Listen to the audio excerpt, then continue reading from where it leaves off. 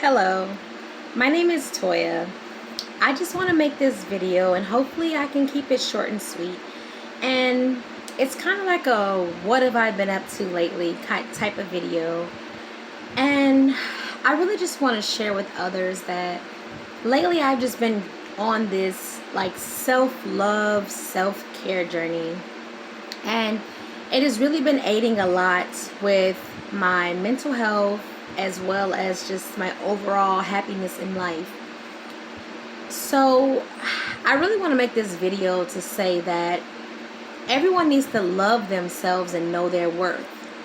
Now, I noticed that a lot of the things that I've been through that have caused a lot of damage in my life, long-term damage I should say, was the fact of me not having the ability to even understand what self-love was. I always thought self-love meant just like, saying you love yourself and, not hurting yourself in a sense. But what I didn't realize is that I was hurting myself. Now, what I want to say by this is before meeting my husband, I never knew. I always thought, excuse me. Okay. It's a little hot out here. Got the fan going. This should work. I always thought that forgiveness meant when someone treats you bad or hurts you, that you ought to leave them in your life. Like, if somebody hurts you, even continually, like years after years, and if they come back and say, oh, I'm sorry. Well, I'm sorry. I can't even say that because in my experience, I can't say somebody really came back and said sorry. But what I will say is the person would hurt me. I would be hurt. I would take my distance. And I would notice that they would come back into my life and talk as if nothing never happened. Like, continue on in conversations as if nothing ever occurred. I may have had my one or two that have said sorry over the years. But were they genuine? No. And the reason why I can say they weren't genuine is because they continued to hurt me again. So before meeting my husband, I always thought that it just meant, they're sorry, just let them keep doing it. So what my husband taught me was that no, if you tell somebody that they're hurting you and they continue to hurt you, then that's not a friend, or that's not somebody who loves you, or that's not somebody who cares about you. That's not a sign of somebody who genuinely cares, So when my husband was teaching me that, I'm like, wow, I always thought that forgiveness meant keep them in your life, because he was telling me that unforgiveness was like if I wanted something bad to happen to them, if I didn't want to wish them well, if I, sat down and thought and harbored evil thoughts towards these people. And it's like, no, I don't do that. So when I would tell him these stories and he's like, wow, you still talk to them? They're still in your life. That's when I started to learn, okay, I need to make some type of changes.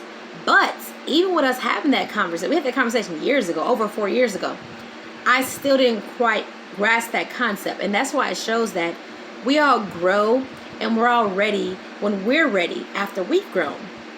So just, I could say just last year is when I started to pay attention to people that I did not and did want a part of my life.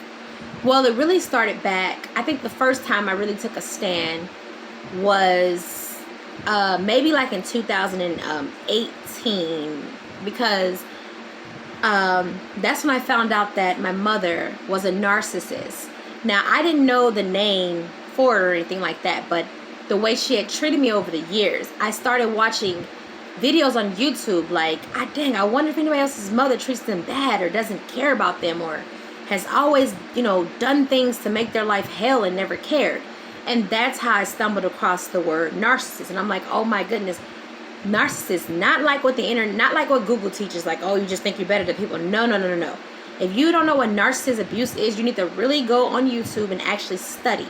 And the people that are on Google that are talking about narcissists, 9 out of 10, they've never experienced a narcissist. The ones on YouTube, a lot of them are narcissist survivors, as myself as a narcissist survivor of not only my mother, but also relationships that I have been in.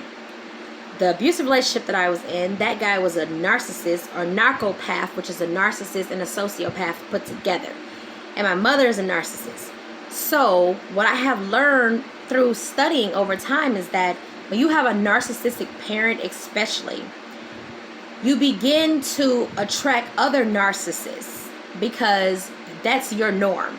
Meaning, if you are raised from a baby by a narcissist, you're used to somebody putting you down. You're used to somebody saying negative things to you.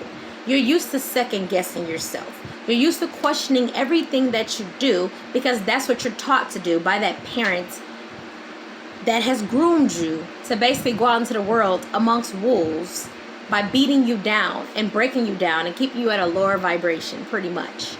So all my life, I've had some good people in my life, please don't get me wrong, but I've had my handful of bad people, and they were narcissists, okay? Or they were participated in the gaslighting and the smearing campaign and things as such. So what I'm saying is, I'm giving a little bit of the background as to why it was hard for me to spot that these people were not supposed to be in my life. So throughout my healing, and another video I have talking about my mental illnesses and stuff, throughout my healing I discovered these people have no more room in my life. So I began to cut them off, okay? And as far as my father, I never knew or suspected him of being a narcissist. Now, if he's not a narcissist, he's definitely codependent. Or if he's not a narcissist, he's definitely taken on narcissistic traits from those in his environment, and now he was inflicting them on myself as well. So for me, I have to start saying, as far as my healing, I have to make sure I'm always good. I have to be at my best, to be, first and foremost, a mother for all of my children. I have multiple children. For me to be great for myself and to be a great wife. So what I had to look around and observe in my life is, who's the ones giving me problems? It's not my children or my family life. It's not my husband. So if the people on the outside are keeping me down, energy vampires, if that's what I'm experiencing, no matter how much you love them person, you got to let them go. If your mother is keeping you down, talking negative to you, putting you down, if your father, brother, cousin, sister, best friend, auntie, coworker, whomever it is, you have to let those people go because they're toxic. And what I learned throughout my journey of letting everybody go, which was toxic to me, as well as religion was very toxic to me, and those that were around me only due to religion, I had let all them go. Because what I realized is having these people around you will only make you toxic.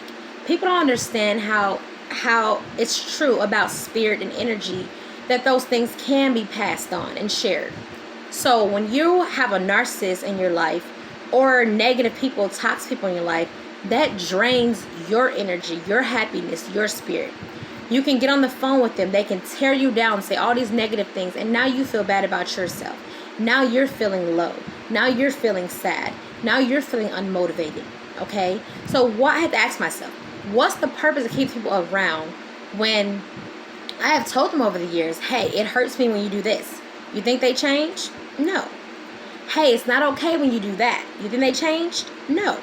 Let me just write them a letter. You think they respond? No. Let me write them a long text message expressing myself in the most loving kindness way. And if my parents or whoever's hurting me doesn't have the ability to change, then I should know. Let the situation go. Instead of responding back, I understand why you feel this way. I apologize for not being the best parent. I know we all make mistakes. I was never faulting those that hurted me to erase the past or change it because it's impossible. All I was trying to get the people that hurt me to do was acknowledge the fact that right is right and wrong is wrong. Let's talk about this. Let's both express our feelings, both express why we went through these situations. Let's apologize and let's move forward. But my whole life, the people that hurt me was, let's bury it, pretend never happened. Bury it, pretend never happened. And then do it again. And then do it again. And then do it again. So right now, throughout this process, I feel so much love. I feel so refreshed. I feel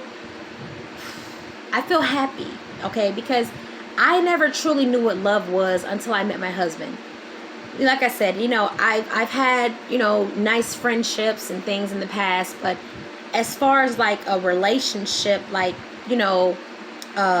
dating, marriage, man and woman, I never knew what this was like. And the love from my husband, from my twin flame, unlocked so many things in me.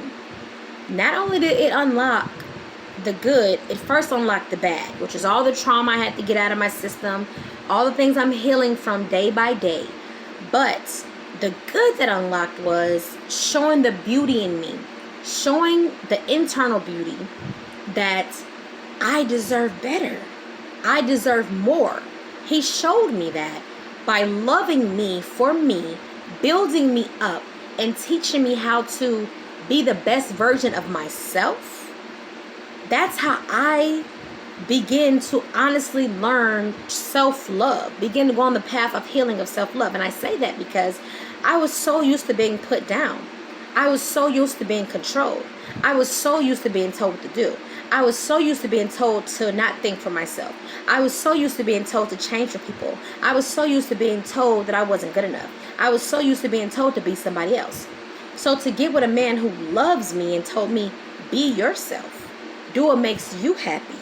Do what gives you joy, what brings you joy. What do you want to do? For someone always asking me, what do you want to do? What would you like to do today? What do you want to talk about? I wasn't used to that.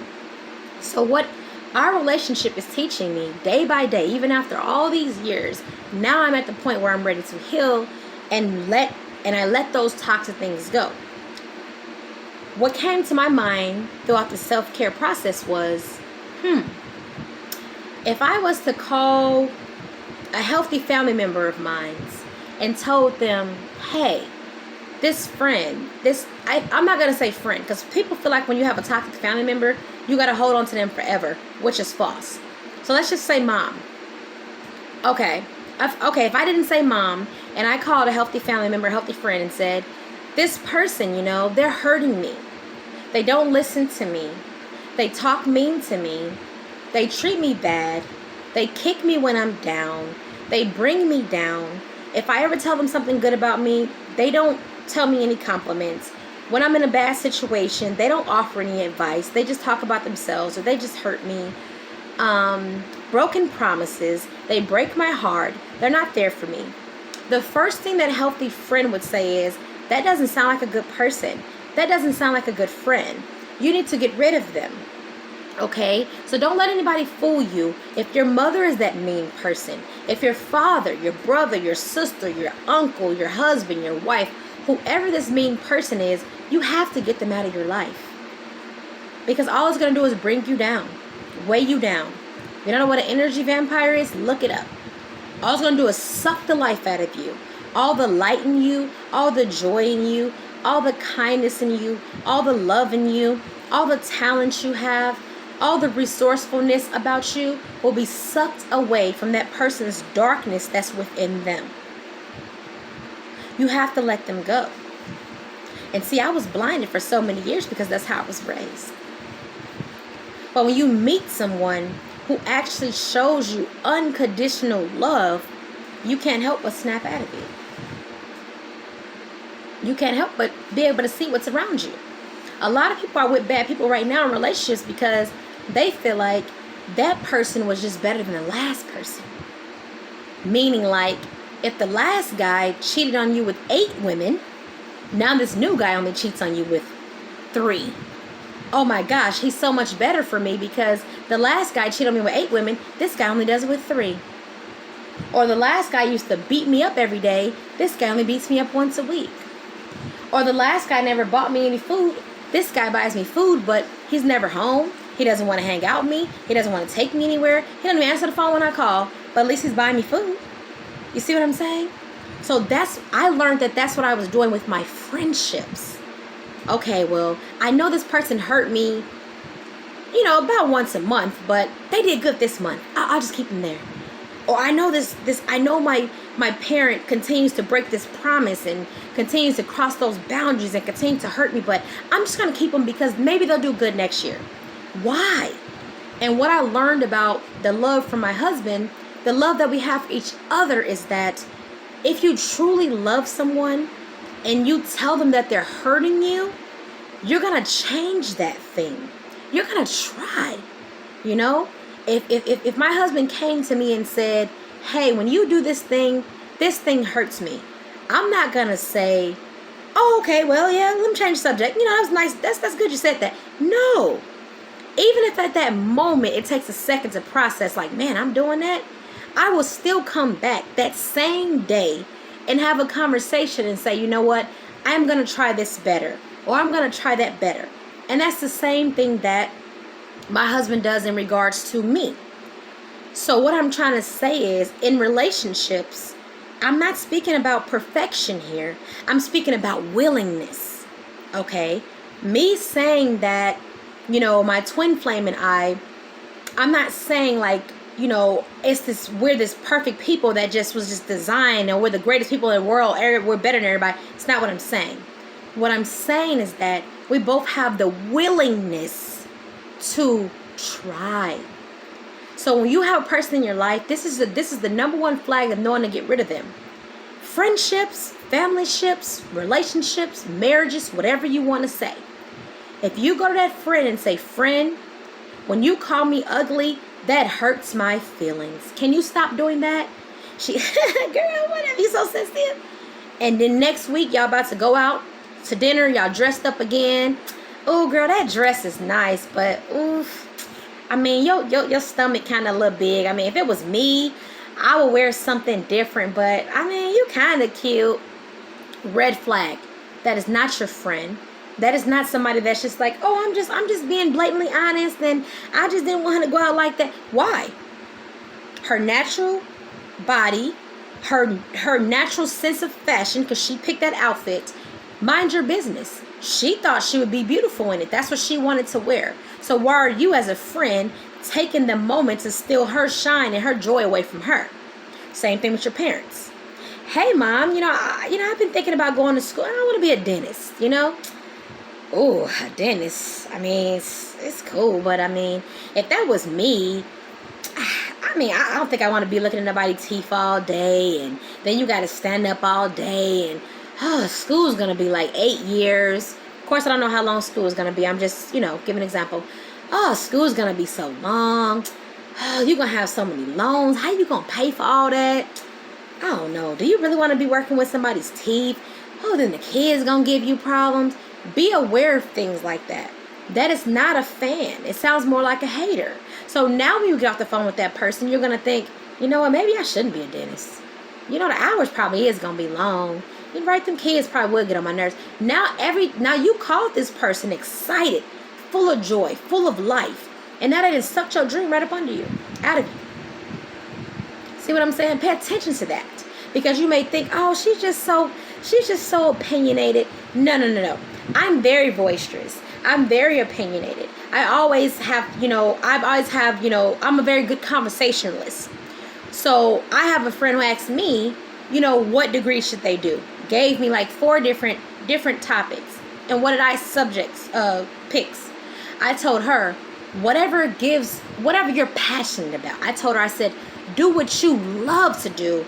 I said, because no matter which one you go into, because I'm a college graduate, naturally it's going to be hard work, but not in a discouraging way. Just letting her know, make sure you love this thing. Because even though college was hard work for me, I love the major I was in, so I love doing it.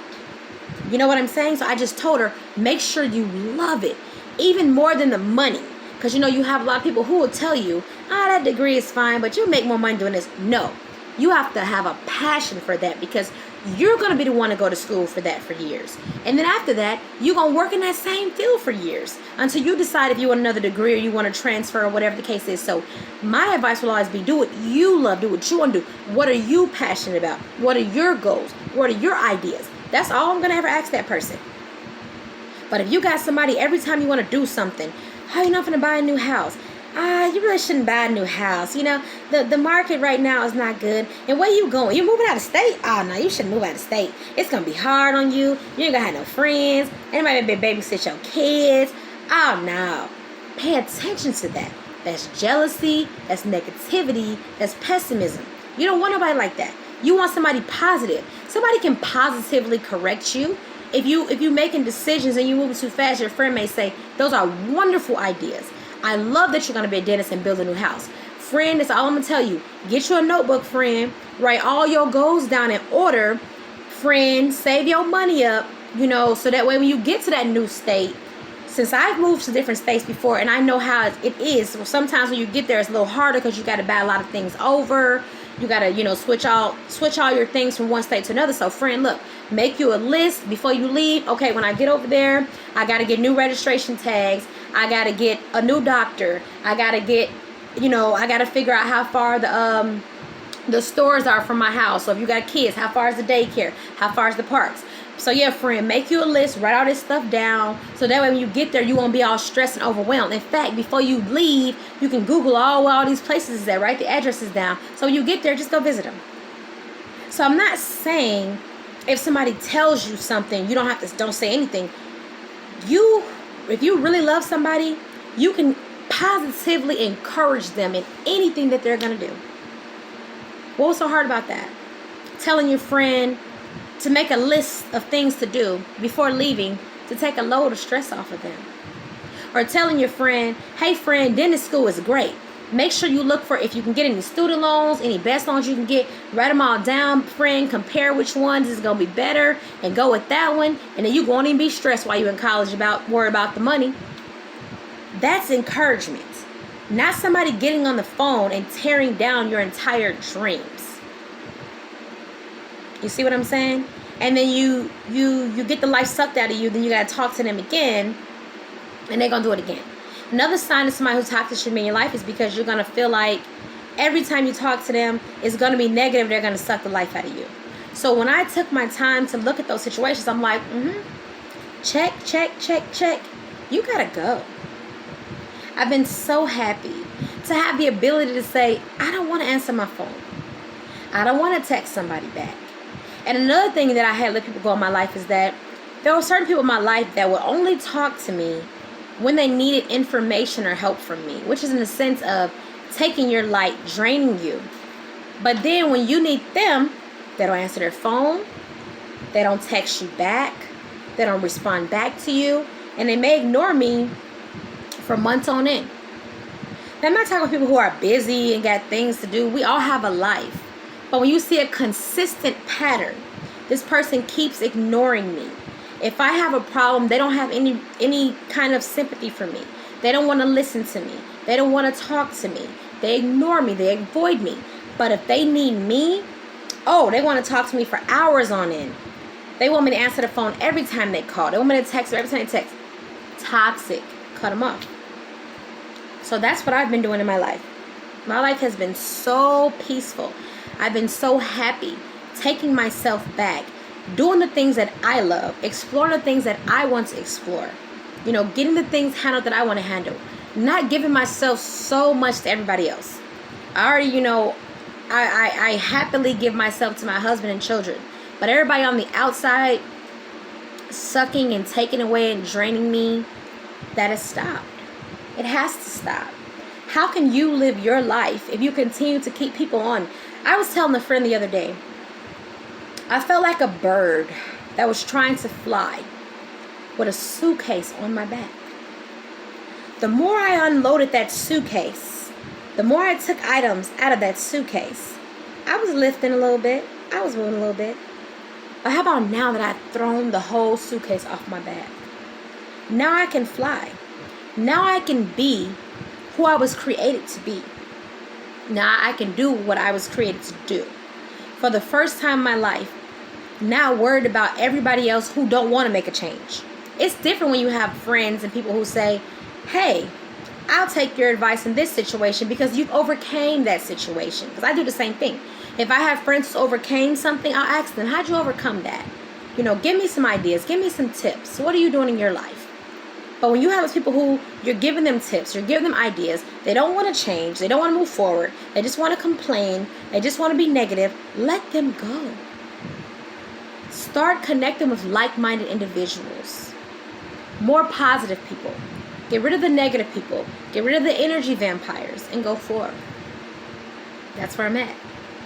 You know, I'm just rediscovering myself. You know, I'm showing myself love by saying, if someone hurts you, get them out of your life. You can do bad by yourself. They're not your friends anyways.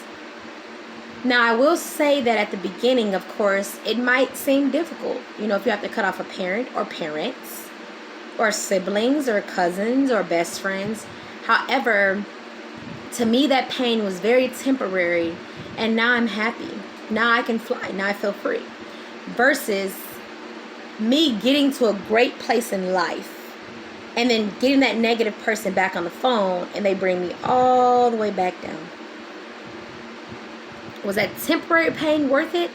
Or me continuing to be beat over? What I learned is that those so-called friendships, family ships, was nothing more than an abusive relationship. What's the difference? Because you don't see somebody physically hitting me every week or physically hitting me every 3-4 days, what happens to my spirit? When I was communicating with those narcissist people or energy vampires or people who lacked empathy, who lacked sympathy, they were beating my spirit continuously every time we spoke on the phone. Draining me every time we spoke. Negative every time we spoke. Putting me down every time we spoke. Comparing me every time we spoke. So what does it benefit me?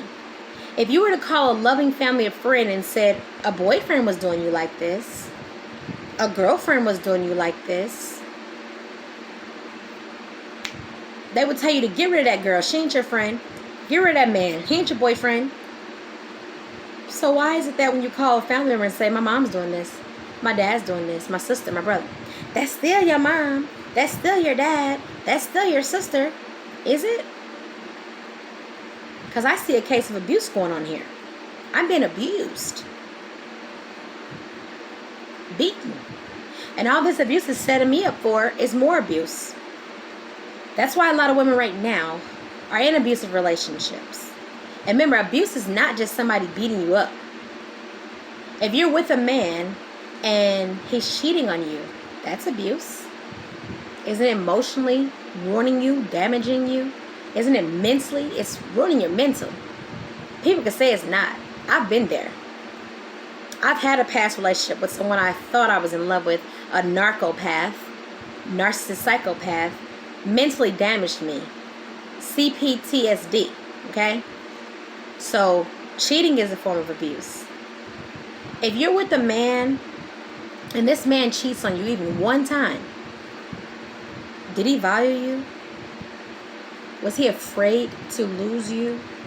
Did he love you enough not to want to lose you? And if you want to go down the route of everybody makes a mistake, okay. Did he cheat twice? 3 times? 4 times? 5? Is he still cheating today? That's not true love. What I would say to you, if nothing else resonates with you, are you with a man right now that you would want for your daughter? Whether you have a daughter or not, doesn't matter. Goddaughter, niece, sister, little girl down the block that plays next door. Are you with a man right now that you would choose for your daughter, sister, niece, cousin, whatever? If that man is not someone you'd pick out to marry your daughter, then what are you doing with him? If that friend is not a friend that you'd pick out for your children, what are you doing with them? If those parents are not somebody who are positively influenced in your life, and you wouldn't want them in your children's life, why are you introducing those toxic people into your child's life, all for the sake of saying that's still their grandchild? No, it's not. Because if they loved you, they would have changed, met you where you are. Just like if that abusive man or person loves you, they would have changed, met you where you are. If they haven't changed by now, they're not going to change. Move on. Do yourself a favor. Cut the toxic people. Cut the narcissistic people. Narcissistic people. And find that self-love. Go. Grow. Be you. Live out your purpose. Peace and blessings.